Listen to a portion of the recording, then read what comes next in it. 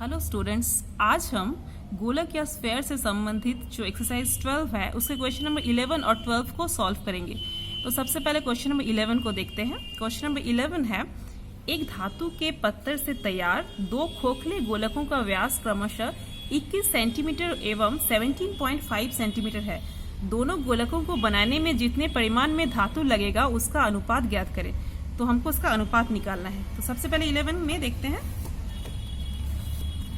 इसको चित्र से समझते हैं। तो पहला जो गोलक है उसका व्यास है 21 सेंटीमीटर और दूसरा जो गोलक है उसका व्यास है 17.5 सेंटीमीटर। ओके, तो हम लोग सबसे पहले अर्धव्यास निकाल लेंगे। तो माना पहले गोलक का अर्धव्यास बराबर पहले गोलक का अर्धव्यास R1 बराबर व्यास बटा 2। हम जानते हैं कि अर्धव्यास जो है वो व्यास का आधा होता है।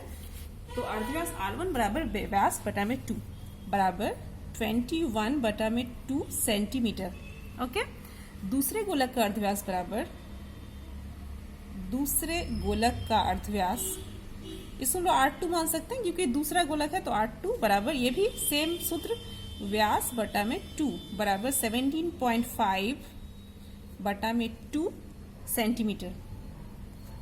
ओके, अब हमको क्या कह रहा है क्वेश्चन में कि दोनों गोलकों को बनाने में जितने परिमाण में धातु लगेगा उसका अनुपात हमको ज्ञात करना है।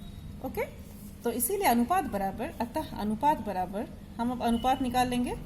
तो अनुपात बराबर पहले गोलक के समग्र तल का क्षेत्रफल, पहला जो गोलक है, पहले गोलक मतलब इसका पहले गोलक के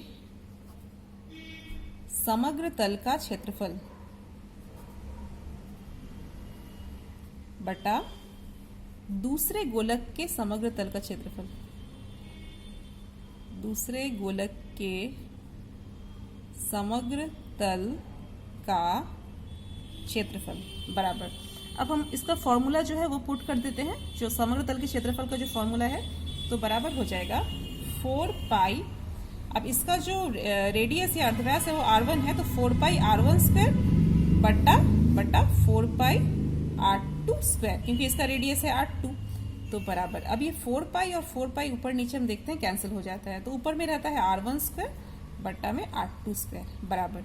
अब R1 स्क्वायर है, R1 मतलब क्या, 21 बटा में 2, तो 21 बटा में 2 का स्क्वायर बटा में R2 है 17.5 बटा में 2 का स्क्वायर बराबर। अब इसको हल करते हैं।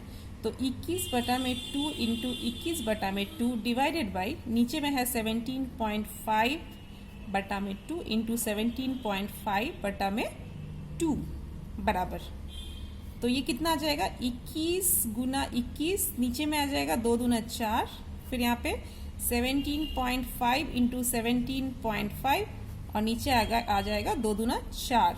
तो बराबर, अब हम लोग इसको क्या करते हैं, ये 4 ऊपर चला जाएगा तो क्या करते हैं, देखिए 21 इंटू 21 डिवाइडेड बाई 4 इंटू, अब इसको उल्टा, ये डिवीजन है इसलिए ये उलट जाएगा, नीचे वाला जो भिन्न है, तो इंटू 4, नीचे में आ जाएगा 17.5 इंटू 17.5 बराबर। ये 4 और 4 कैंसिल हो जाता है, पॉइंट हटता है, तो यहाँ पे पॉइंट के बाद एक संख्या है तो 10 होता है इंटू 10। अब यहाँ पे काट देंगे हम लोग, तो 7 से ही कटता है, तो 7 3 जा 21 और ये भी 7 से कटता है, तो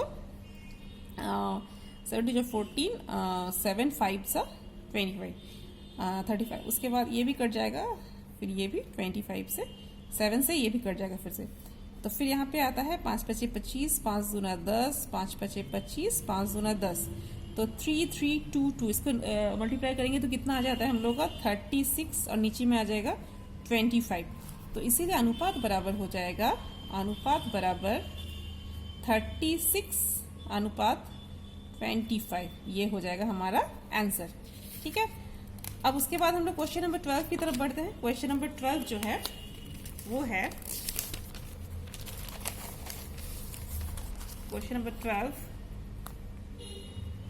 12 में देखते हैं क्या कह रहा है। क्वेश्चन नंबर 12 है, एक धातु के गोलक का ऊपरी तल इस प्रकार काट लिया गया है कि नए गोलक के वक्रतल का क्षेत्रफल पहले के गोलक का आधा है। कटे भाग के आयतन के साथ शेष गोलक का आयतन का अनुपात ज्ञात करें। तो इसको भी हमको चित्र के सहारे ही समझना है कि एक धातु का गोलक सबसे पहले बना लेते हैं। एक बड़ा सा गोलक है, ओके, तो एक बड़े से गोलक का चित्र बना ले। इस गोलक के ऊपरी तल को, मतलब ये ऊपर का जो तल है ये वाला, इसको काट करके एक नया गोलक बना लिया गया है। ठीक है, तो अर्थात इसका जो आयतन होगा वो इसके आयतन के बराबर हो जाएगा। ठीक है, तो हम लोग क्या करेंगे, इसके अर्धव्यास को हम लोग कैपिटल R मान लेंगे, जो बड़ा वाला गोलक है। जो छोटा सा गोलक इसी से तैयार हुआ है, इसके एक छोटे से भाग से, उसके अर्धव्यास को हम लोग मान लेंगे स्मॉल r। ओके, उसके बाद हम लिख लेंगे कि माना बड़े गोलक का अर्धव्यास बराबर, माना बड़े गोलक का अर्धव्यास बराबर कैपिटल R एवं छोटे गोलक का अर्धव्यास बराबर स्मॉल r। ये हम लोग मान लेंगे। अब क्या कह रहा है देखिए, अब क्वेश्चन हम लोग फॉलो करते हैं according to problem. ATP question क्या कहता है, एटीपी क्वेश्चन कहता है, फिर से हम क्वेश्चन को देखते हैं कि ऊपरी तल को इस प्रकार काटना है कि नए गोलक के वक्रतल का क्षेत्रफल पहले के गोलक का आधा है। तो नया जो गोलक है ये, इसके वक्रतल का क्षेत्रफल पहले गोलक के वक्रतल के क्षेत्रफल का आधा है, अर्थात इसका क्षेत्रफल 4 पाई r स्क्वायर। ये जो है ये किसका आधा है, 4 पाई r स्क्वायर का आधा। ओके, तो यहां से हम लोग का क्या आ जाता है, विच इम्प्लाई। अब हम लोग क्या करते हैं, क्या कट जाता है दोनों साइड से, ये 4 और 4 कैंसिल हो गया, पाई और पाई कैंसिल हो गया। तो ये 2 जो है था बटा में था, ये उधर गया, तो 2 स्मॉल r स्क्वायर बराबर कैपिटल R स्क्वायर, विच इम्प्लाई अब हम लोग क्या करते हैं, r स्क्वायर को इधर ले आते हैं, तो कैपिटल R स्क्वायर बराबर हो जाएगा 2r स्क्वायर, विच इम्प्लाई तो कैपिटल R, ये स्क्वायर जो है बराबर के उधर जाएगा तो बन जाएगा √2r स्क्वायर। तो इम्प्लाई कैपिटल R बराबर हो जाएगा √2 है, तो सिर्फ 2 अकेला है तो इसलिए रूट के बाहर नहीं आ पाएगा, तो √2 रह जाएगा और r स्क्वायर है, तो r स्क्वायर और रूट, इसका मतलब 2r है, तो एक r जो है वो रूट से बाहर आ गया, तो √2r, कैपिटल R का वैल्यू हो गया √2r। ठीक है, तो ये यहाँ तक हम लोग आ गया। इसको समीकरण नंबर 1 हम लोग दे सकते हैं। इसके बाद क्या कह रहा है क्वेश्चन में, क्वेश्चन को फिर से हम लोग देखते हैं 12 के क्वेश्चन को, कि कटे भाग के आयतन के साथ शेष गोलक के आयतन का अनुपात ज्ञात करें। तो कटा भाग के आयतन के साथ शेष गोलक का आयतन, ओके, तो इसलिए अनुपात बराबर, अतः अनुपात बराबर कटे भाग का आयतन, कटे भाग का आयतन बटा शेष गोलक का आयतन, शेष गोलक का आयतन बराबर, अब कटे भाग मतलब ये वाला भाग का आयतन, ये जो कटा भाग है इस भाग का आयतन मतलब इसी भाग से तो हमने ये छोटा गोलक बनाया है, इसीलिए इसका आयतन और इस गोलक का आयतन जो है एक ही है। तो अर्थात कटे भाग के आयतन की जगह में हम लोग इस छोटे गोलक का आयतन लिख सकते हैं। तो छोटे गोलक का आयतन हो जाएगा 4/3 पाई स्मॉल r क्यूब, और शेष गोलक का आयतन मतलब शेष गोलक कौन सा, ये बड़ा सा जो गोलक था उसमें से इतना सा भाग काट लिया गया है, तो शेष कितना बच गया, ये वाला बच गया शेष। तो इसीलिए शेष गोलक का आयतन बराबर हो जाएगा बड़े गोलक में से 4/3 पाई r क्यूब। बड़े गोलक में से अगर हम लोग पूरे गोलक में से अगर इतना सा हिस्सा को माइनस कर दे, इतना हिस्सा मतलब ये गोलक माइनस कर ले, तो हमारे पास शेष गोलक का आयतन आ जाएगा।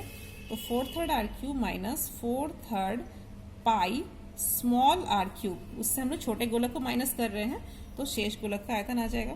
तो 4/3 पाई स्मॉल r क्यूब बटा में 4/3 पाई, ब्रैकेट में कितना हम लोग यहाँ पे आ जाएगा r cube minus small r cube बराबर। अब ऊपर नीचे हम देखते हैं 4/3 cancel, pi pi cancel, but small r cube बटा में आ जाएगा capital R cube minus small r cube. Okay, तो बराबर r क्यूब बटा में, अब कैपिटल R का वैल्यू देखिए समीकरण 1 से, कैपिटल R का वैल्यू है √2r, तो √2r का क्यूब माइनस स्मॉल r का क्यूब, ये हम लोग कहाँ से लिख रहे हैं, समीकरण 1 से।